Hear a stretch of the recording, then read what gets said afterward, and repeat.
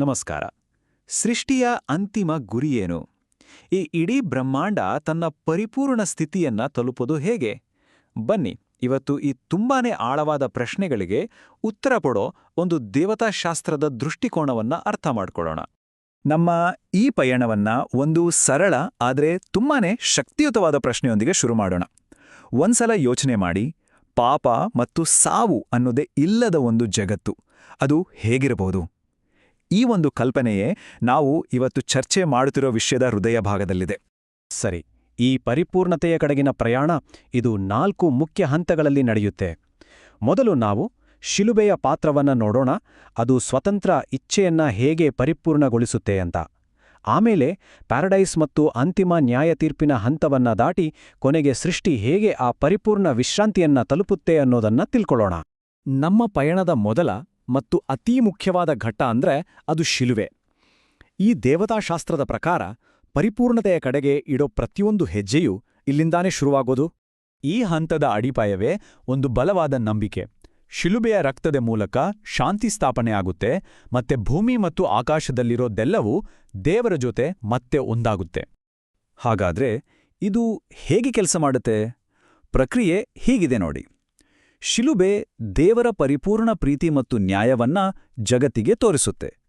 ಈ ಸತ್ಯ ಗೊತ್ತಾದಾಗ ಸೃಷ್ಟಿಜೀವಿಗಳಲ್ಲಿ ಸಹಜವಾಗಿಯೇ ದೇವರ ಮೇಲೆ ಪ್ರೀತಿ ಹುಟ್ಕೊಡುತ್ತೆ. ಆ ಪ್ರೀತಿ ಎಷ್ಟೊಂದು ಬಲವಾಗಿರುತ್ತೆ ಅಂದ್ರೆ ಅದು ಪಾಪ ಮಾಡಬೇಕು ಅನ್ನೋ ಆಸೆಯೇ ಬುಡಸಮೇತ ಕಿತ್ತು ಹಾಕುತ್ತೆ. ಹೀಗೆ ಪಾಪದ ಮೂಲವೇ ಶಾಶ್ವತವಾಗಿ ನಾಶವಾಗಿ ಹೋಗುತ್ತೆ.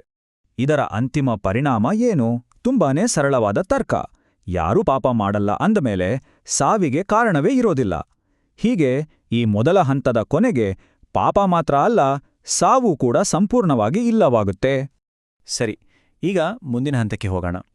ಇಲ್ಲಿ 2 ಪ್ರಮುಖ ಘಟನೆಗಳು ನಡೆಯುತ್ತವೆ.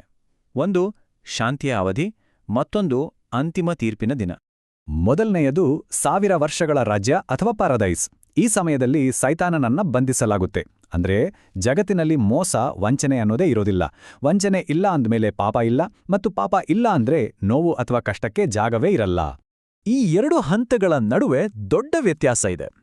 ಒಂದು ಕಡೆ ಪ್ಯಾರಡೈಸ್ನ ಸಂಪೂರ್ಣ ಶಾಂತಿ, ಇನ್ನೊಂದು ಕಡೆ ಅಂತಿಮ ನ್ಯಾಯತೀರ್ಪಿನಲ್ಲಿ ನಡೆಯೋ ಒಂದು ನಿರ್ಣಾಯಕ ಶುದ್ಧೀಕರಣ ಪ್ರಕ್ರಿಯೆ. ಈ ಅಂತಿಮ ನ್ಯಾಯತೀರ್ಪಿನ ಆಧಾರ ತುಂಬಾನೇ ಸರಳ. ಪುಸ್ತಕಗಳಲ್ಲಿ ದಾಖಲಾದಂತೆ ಪ್ರತಿಯೊಬ್ಬರಿಗೂ ಅವರವರ ಕೆಲಸಗಳಿಗೆ ತಕ್ಕ ಹಾಗೆ ತೀರ್ಪು ಸಿಗುತ್ತೆ. ಅಂದ್ರೆ ಪ್ರತಿಯೊಂದು ಕ್ರಿಯೆಗೂ ಲೆಕ್ಕ ಇರುತ್ತೆ. ಈ ಪ್ರಕ್ರಿಯೆಯನ್ನ 2ನೆಯ ಮರಣ ಅಂತ ಕರೆಯಲಾಗುತ್ತೆ. ಇದು ಕೇವಲ ನಮ್ಮ ಶರೀರದ ಸಾವಲ್ಲ, ಬದಲಿಗೆ ಸಾವು ಅನ್ನೋ ಒಂದು ಕಲ್ಪನೆಯೇ ಇಲ್ಲದ ಹಾಗೆ ಆಗುವ ಕ್ಷಣ. ಬೇರೆ ರೀತಿ ಹೇಳೋದಾದ್ರೆ ಇದು ಸಾವಿಗೆ ಸಾವು ಬರುವ ಕ್ಷಣ. ಈಗ ಅಂತಿಮ, ಎಲ್ಲದಕ್ಕಿಂತ ಶ್ರೇಷ್ಠವಾದ ಹಂತಕ್ಕೆ ಬರೋಣ. ಇಲ್ಲಿ ಸೃಷ್ಟಿ ತನ್ನ ನಿಜವಾದ ಗುರಿಯನ್ನ ತಲುಪುತ್ತೆ. ಇಲ್ಲಿ ಒಂದು ಕುತೂಹಲಕಾರಿ ವಿಷಯ ಇದೆ. ಪುತ್ರನ ಆಳ್ವಿಕೆ ಅನ್ನೋದು ತಾತ್ಕಾಲಿಕ. ಎಲ್ಲ ವಿರೋಧವನ್ನ, ಎಲ್ಲ ಶತ್ರುಗಳನ್ನ ತೊಡೆದು ಹಾಕೋ ನಿರ್ದಿಷ್ಟ ಉದ್ದೇಶಕ್ಕಾಗಿಯೇ ಆತನು ರಾಜನಾಗಿ ಆಳ್ವಿಕೆ ನಡೆಸೋತಾನೆ. ಹಾಗಾದ್ರೆ ಆ ಅಂತಿಮ ಶತ್ರು ಯಾರು? ಈ ಇಡೀ ಪ್ರಕ್ರಿಯೆಯ ಕೊನೆಯ ಗುರಿ ಒಂದೇ ಒಂದು: ಮರಣವನ್ನ ನಾಶಪಡಿಸೋದು. ಹೌದು, ಮರಣವೇ ಕೊನೆಯ ಶತ್ರು. ಎಲ್ಲಾ ಶತ್ರುಗಳನ್ನ ಅಂದ್ರೆ ಮರಣವನ್ನ ಸೋಲಿಸಿದ ಮೇಲೆ ಪುತ್ರನು ಪೂರ್ಣಗೊಂಡ ಪರಿಪೂರ್ಣವಾದ ಸೃಷ್ಟಿಯನ್ನ ತಂದೆಗೆ ಒಪ್ಪಿಸುತ್ತಾನೆ. ಇದು ಒಂದು ಮಹತ್ವದ ಹಸ್ತಾಂತರದ ಕ್ಷಣ. ಇದರ ಅಂತಿಮ ಫಲಿತಾಂಶ ಏನು? ಒಂದೇ ವಾಕ್ಯದಲ್ಲಿ ಹೇಳೋದಾದ್ರೆ ದೇವರು ಸರ್ವಸ್ವವೂ ಆಗಿರ್ಬೇಕಂದು. ಇದು ಅಂತಿಮ ಏಕತೆಯ ಸ್ಥಿತಿ. ಅಲ್ಲಿ ತಂದೆಯಾದ ದೇವರು ಅಸ್ತಿತ್ವದ ಪ್ರತಿಯೊಂದು ಕಣಕಣದಲ್ಲೂ ಇರುತ್ತಾನೆ. ಹಾಗಾದ್ರೆ ಈ ಪಯಣದ ಕೊನೆಯಲ್ಲಿ ನಮ್ಗೊಂದು ಪ್ರಶ್ನೆ ಮೂಡುತ್ತೆ. ಪಾಪ ಮತ್ತು ಸಾವೇ ಇಲ್ಲದ ಸಂಪೂರ್ಣವಾಗಿ ಪರಿಪೂರ್ಣವಾದ ಆ ಜಗತ್ತಿನಲ್ಲಿ ಮಾನವ ಅಸ್ತಿತ್ವದ ಉದ್ದೇಶವಾದರೂ ಏನಾಗಿರ್ಬೋದು? ಇದೊಂದು ಆಳವಾಗಿ ಯೋಚನೆ ಮಾಡಬೇಕಾದ ಪ್ರಶ್ನೆ.